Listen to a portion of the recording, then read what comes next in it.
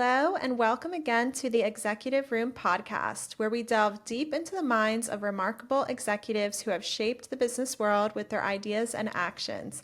I'm your host, Kimberly Afonso, CEO and founder of the KA Consulting Group, and today it's an honor to have Hannah Kain with us. Hannah is the president and CEO of ALOM, a global supply chain, contract packaging, and fulfillment company with operations on 5 continents. Under her leadership, the company has achieved multiple prestigious certifications and serves Fortune 100 clients in various sectors, including tech, medical, and automotive. Hannah is also a board member of the National Association of Manufacturers and the Women's Business Enterprise National Council. In addition to her business acumen, she is a published author and a very active community leader. So let's get started. Thank you so much, Hannah, for being here today. I was really Oh, it's my excited. pleasure. Thank you for having me. I'm so thrilled to be here. Oh, thank you so much. And I really wanted to start a little bit with your background. You have such an impressive background. You've held various management and executive positions for the past 4 decades. You have a wide range of experience in the packaging industry. Can you tell us more about the origins of what inspired you to start the company? Oh, absolutely. So, yeah, my journey actually started in Denmark. So I was born there in the town of Hans Christian Andersen, the fairy tale author. And I'm always saying I'm leaving it to him to make things up, and I deal with reality. And in 1990, my husband and I bought a one-way ticket to the US. And it was really opportunity calling for us, right? I always had this entrepreneurial streak. I was really interested in seeing how I could be involved in starting new ventures and so forth. I think from I was 4 years old or something, I was interested in those type of things. We spent 4 years on the U.S. East Coast, and then in '94 we came to Silicon Valley. And I really started feeling I was at home. I love technology. I also love the physical world. And so as I was just seeing what was happening here between the entrepreneurial spirit and the technology, I was starting to think about how can technology really augment this physical world. And today we all know that technology is in supply chain, and supply chain super dependent on technology, but those thought processes were not so common back then. I mean, supply chain was not even a term. So I started ALOM in 1997. I was very fortunate starting with a super competent crew, and we got off to a great start and have been growing ever since. So it's been a really exciting journey. Wow. And you were able to go to Silicon Valley at one of the times when, it was really booming. It's not like today everyone knows about Silicon Valley, but I can imagine back then it was a really, really, really interesting time. So, we'd love to hear more about that a little bit later on in the show. Your company, ALAM, has a global footprint with operations on 5 continents, which is really, really impressive. How did you manage to expand the company internationally? Do you think that, you being from Denmark, for example, helped with some international relations, having a different mindset than maybe someone who just only always lived in one country? And what were some of the challenges you faced and how did you overcome them? So I do think that being an immigrant opens you up in different ways. Certainly about geographical expansion, but also diversity and really giving people opportunity and looking at people who come from different backgrounds and respecting those backgrounds. So I think there are lots of advantages of being an entrepreneur coming from another country and having lived in different countries. But really, the impetus for our expansion was customer driven. right? So we always shipped globally. That's part of the deal. And our corporate customers certainly wanted us to be able to service customers close by in different markets. And so, being again entrepreneur, I'm like, how do we find out how we can make this happen? And so that was really what I was looking at. I'm always looking at finding solutions where we can help our customers to success. And so we did different business models that worked in each location. So in the US, we continue to expand. We just actually last week we signed another expansion in the US, and of course, when you do that as a privately owned company, one of your key challenges is always where's the money coming from? And so we've been very fortunate that we have been profitable year over year. And my commitment has been I'm reinvesting the profit after we pay taxes. I'm reinvesting the profit back into the company such that we can continue to grow. And that has allowed us to expand. But capital is certainly a big issue, especially when for anybody doing managing a manufacturing company or any physical company where you have to have inventory and buildings and equipment handling and those type of things. It's just a smidgen easier if you only have salary expenses, right? But and so I'm very concerned that we are seeing so few new manufacturing startups because of this constraint on capital. But yeah, so have been very fortunate throughout the company history, and that we have been able to expand, and that we've had customers for all our expansion, and try to keep our cost also in line at all times. That's another trick, of course, as you're expanding, to kind of be entrepreneurial enough that you actually take advantage of opportunities, but also conservative enough that you don't waste money. So that's a balance I'm working on every single day. I'm sure that's a really intricate balance that you have to play. And I really loved the insights you shared on the industry, related to your company, Hannah.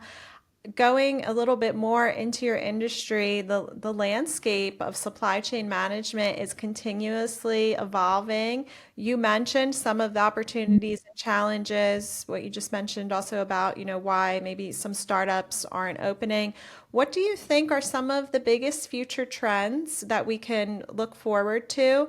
And you mentioned a little bit the balance that you look for every day, but how else do you manage risks in such a dynamic environment?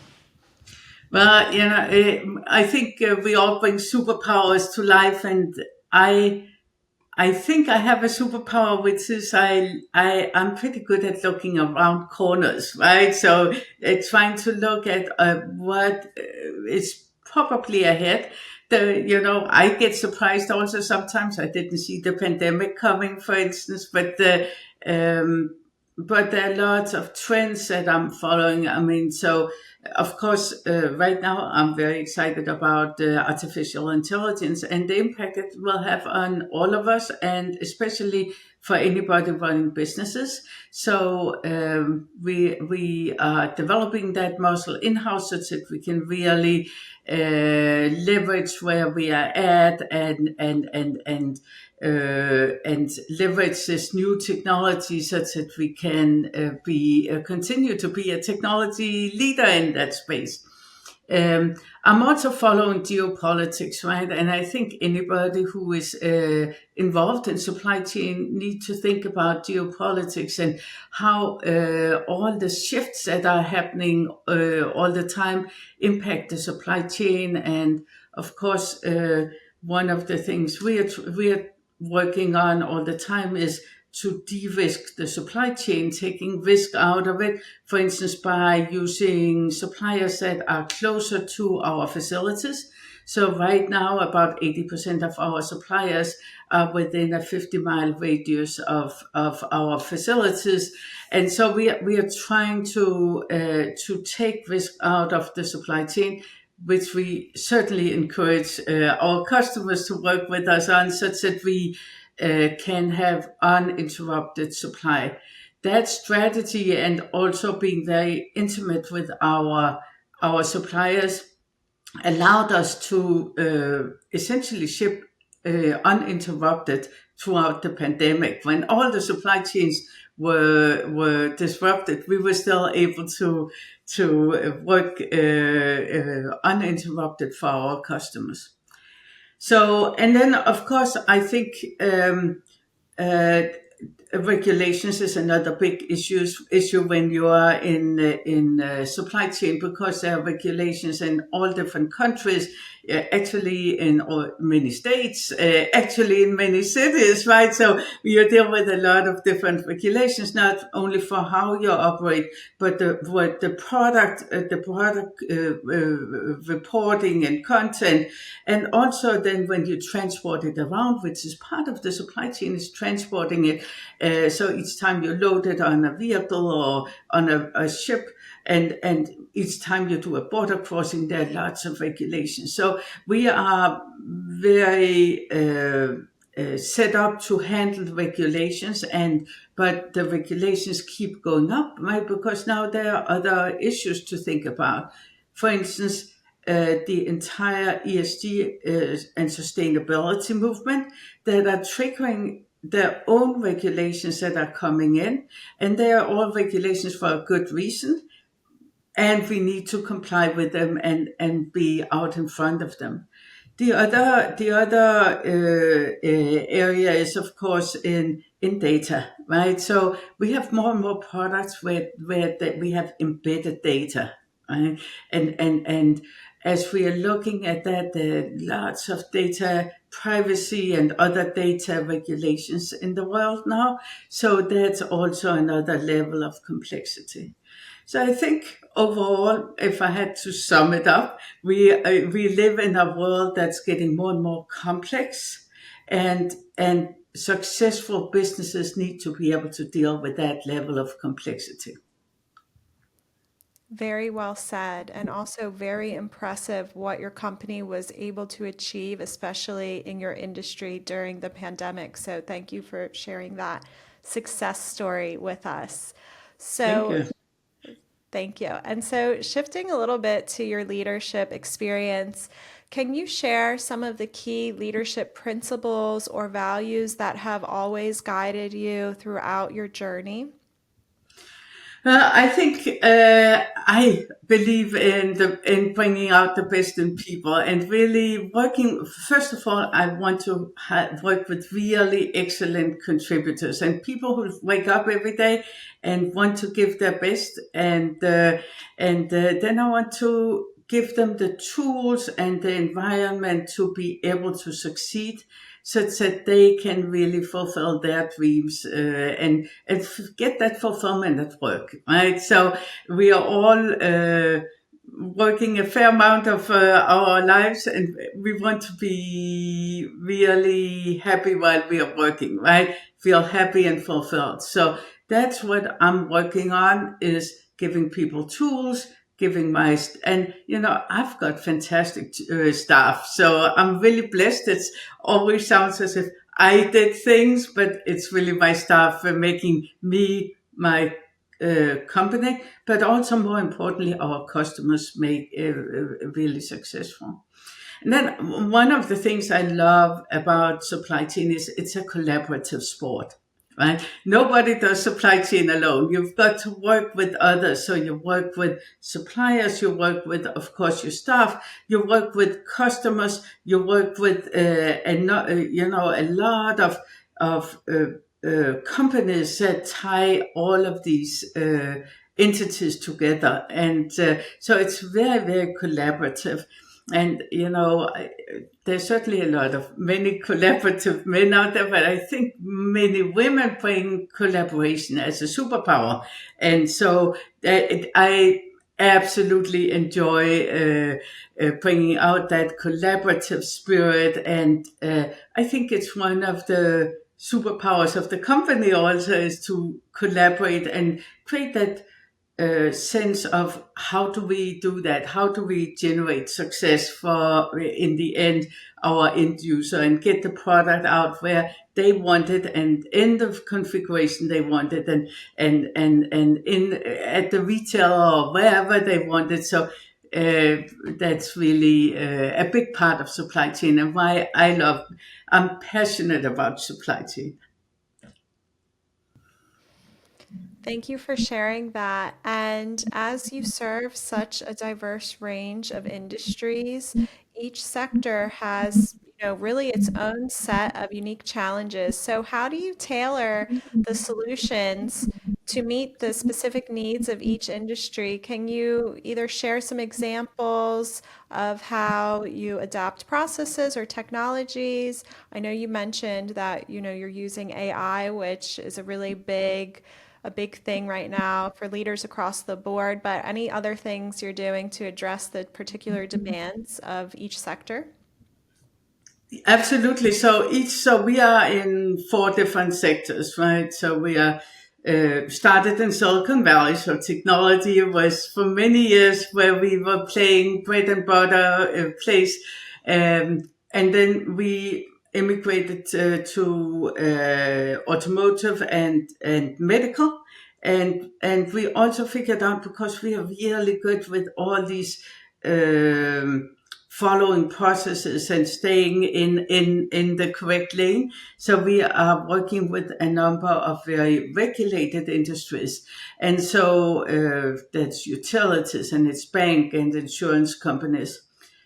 So, of course, within each of these, we need to have the expertise, we need to have the certification. So, part of what my philosophy always is, it's so easy to fool yourself. My husband always makes fun of me. He says because I'm saying when it comes to Christmas, broken cookies have no calories. Well, we can only fool ourselves so much, right? So we need to be realistic about things, and the one way to keep yourself honest is to have external auditors come in and look at what you're doing, the data, how things are actually working, right? And are you actually doing what you're saying you're doing? And so getting within each industry the certifications you need for that industry. So, for instance, in the medical industry, we are not just ISO 9000 certified, which is general management, but we have all the certifications we need to work in that industry, whether it's ISO 13485 and different. I'll not give you all the acronyms, but there are a lot of different certifications you need to in order to really have the expertise in that area. And some of them are, of course, also licensing, like through FDA, etc. So you need to have the depth of knowledge such that you can do a really great job for the customers, right? And excellence is one of our core values, right? So we definitely want to be excellent at what we are doing. But then the other thing is that when we're saying we are in supply chain, what we really mean is we are executing on the supply chain for our customers. And so we really go in and understand what our customers need, and then we redesign their supply chain for optimization. And that optimization is not just cost and it's not just sustainability, but it's also going in and looking at their values and what their end users need. And that's what we are designing for, so that we can we design a global supply chain and then we execute on it.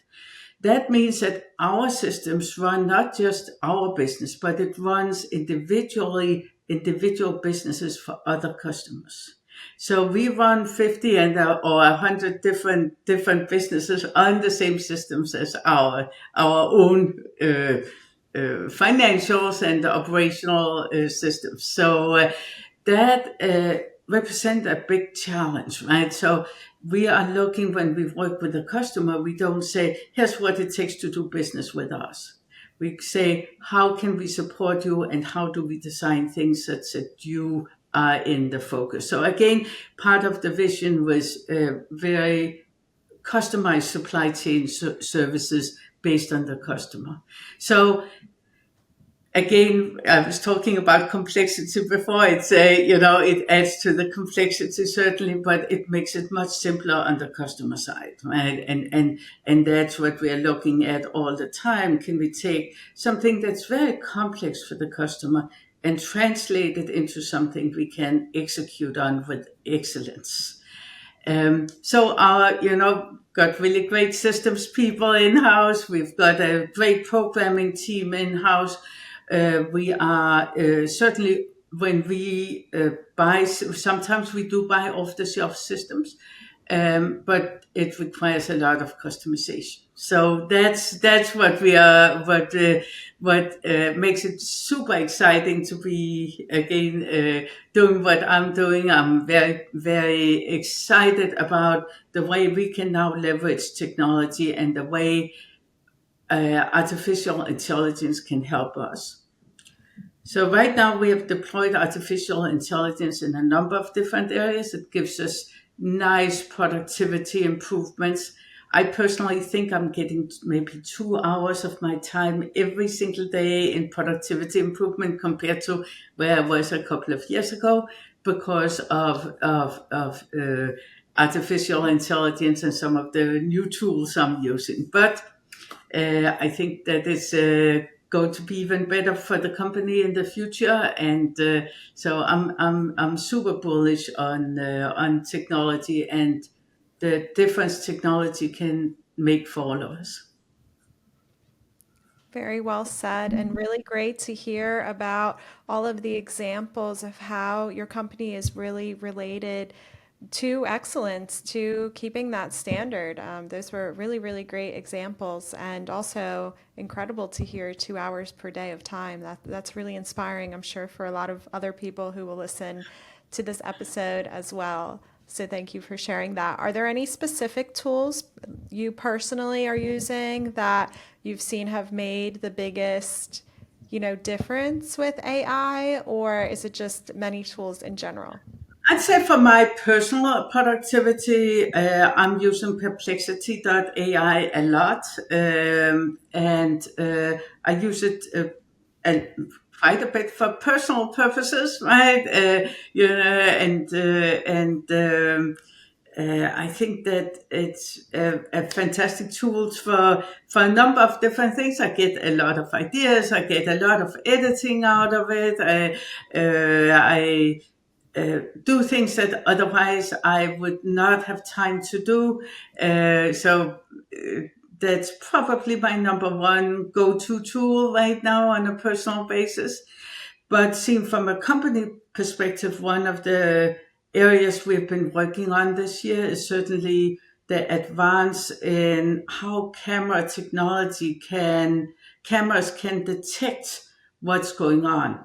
So it's things like safety. Is somebody trying to make it into the building by following somebody in who's swiped in? So we can see that and we can stop it, right? Or is somebody trying to break in at night?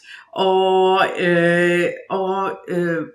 my big thing I'm working on right now is can we so we have a number, especially of customers, especially in the medical market, where quality is of course paramount, right? And so we run what's called a Six Sigma shop, meaning we have extremely high levels of accuracy. But we've got customers where the tolerance is zero. It's not like getting to world class levels. No, it's zero, right? And how do you do that? Because even if you put a quality inspector on to looking to double checking something, they're still thinking about where they're going for dinner tonight. Or, we all have these things where even if we're very good at our job, we have that 1 second where we are thinking about something else and something can slip by us, right? That's where AI comes in, right? Where you can really put a system onto seeing what is supposed to happen and how can you make sure that happens 100% of the time. So we have deployed a number of systems like that, and we are constantly working on deploying new systems. So that really, I think, helps everybody, right? So you asked what was my leadership style. I see myself as both a collaborative leader, but also as a servant leader, right? And again, this thing about can I make my staff members be really successful with what they're doing and give them the tools to succeed, and that's what I feel we can really do. Using new technology and thinking about where it can augment people. Very well said, and really great tools and great examples. So thank you for sharing those. And this podcast, as you know, is all about vocal leadership. You are really vocal online. You have a really great active profile that I was very impressed with. Do you believe personally that it's important for leaders and executives to be vocal and engaged in addressing current events? And what advice would you have to any executive looking to get started with their own personal brand? How do you personally draw the line about things that you're comfortable talking about, for example, on LinkedIn, and things that you aren't comfortable talking about on LinkedIn? So I think my first advice is always be yourself, right? I think when I started in business some decades back, right, everybody was like, you have one persona at work and one persona at home. I don't think that's true anymore. You should bring yourself to your whole self into the equation. That being said, you don't need to talk about everything all the time, right? So, we all learned this thing about religion, sex, and politics may not be topics you want to talk about in all contexts. It's hard because politics can be very invasive in our lives, right?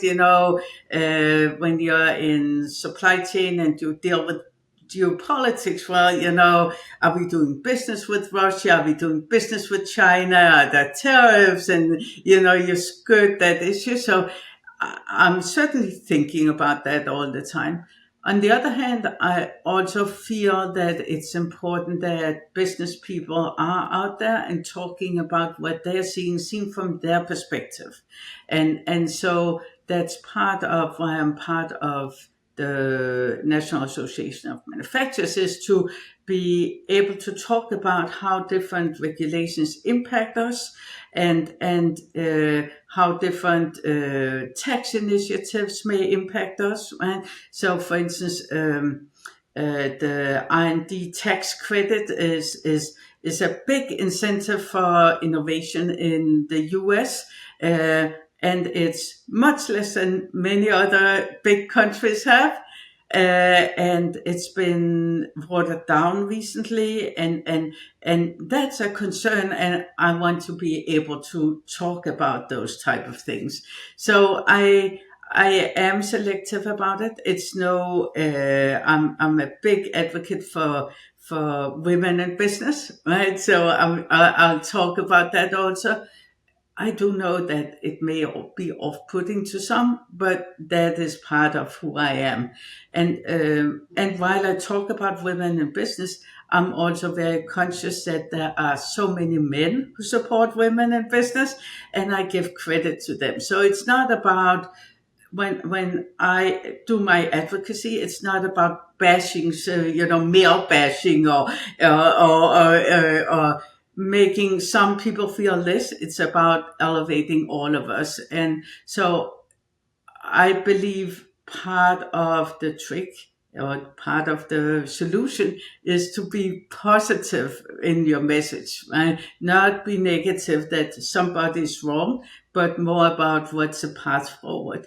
And that's, I mean, also in most contents, that is just fantastic leadership, right? To look forward and saying, so how do we move forward? How do we make things happen? How do we make everything better? And pulling people up with you. Great examples. And I also completely agree with staying on the positive side. I think that's really great advice to our community. And, talking a little bit more about some of the different roles you have, as you mentioned, some of them manufacturers, National Association, the Women's Business Enterprise National Council. You're also board member of How Women Lead Silicon Valley, and you serve on the advisory council of Heritage Bank of Commerce. Can you tell us a little bit more about some of these, and also what impact do you hope to leave on the industry and the community? As you said yourself, you have a lot of advocacy efforts and you are very involved. I do believe that, as I said, business people do need to be involved and be vocal. I hope that everybody can be part of the future solutions. So I love to see more women on boards, because I believe that women on boards are going to pull up the senior leadership in companies, and they are going to pull up the next generation of women. So we are seeing a big effect of that already, and I think that will continue to happen. And so that's part of the advocacy. It's also about diverse businesses and women-owned businesses that we really like to see grow and thrive. And so I'm very active in that community to see new businesses grow and prosper. I was so fortunate that I've had a number of people support me morally and with advice, and now is my time to pay it forward. So I'd say, especially the last 10 years, I've put quite some energy into paying it forward. It makes me feel good. Part of my DNA is I love helping others succeed. And so that fulfills that part of me, but it also really makes me fulfill my moral obligation to pay it forward. Uh, and then I do as far as my legacy, I think it's about doing right by everybody, and that's both on a micro level when you are interfacing with staff or suppliers or anybody in the community, right? Doing right in that moment and with that person, supporting them, meeting them on their premises, but it's also sort of more long term, creating the structure for long term success. So I'm trying to do both. It's and both give me great satisfaction. And yeah, I'm very active in different supply chain connections, and part of the excitement of supply chain is that again, when I started, supply chain was not a term, and now everybody knows what it means. And so seeing that entire development has been fantastic, but also seeing how technology really made things possible in supply chain, and how this discipline came in, and the opportunities for young people in the supply chain discipline. So I'm a big supporter of getting more people into supply chain, because there's this variety of possibilities in supply chain for everybody, and a lot of excitement about how you collaborate in the supply chain with all levels in the organization. Thank you for sharing that with us, Hannah. And I would love to close with a more personal question. In your company bio, you mentioned that you have a really deep appreciation for the outdoors. How do you incorporate this passion into your daily life, and what role does it play in your overall well-being? I believe that, I had some years where I was heads down and just focused on growing the company. And I figured out how much I missed some of the personal fulfillment. And I committed to, I was not going to miss out on that. So, yeah,